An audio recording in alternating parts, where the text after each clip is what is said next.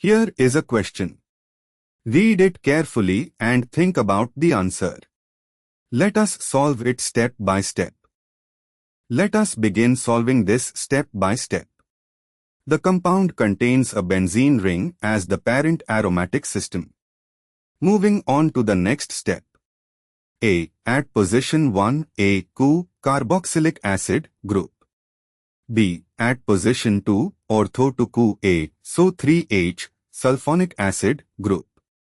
C. At position 4, para to COOH a CHO aldehyde formyl group.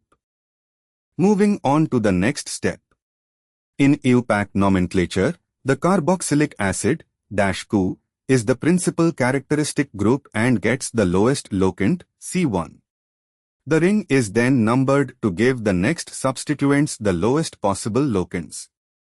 And for the final step, with COOH at C1 the SO3H is at C2, ortho, and CHO is at C4, para.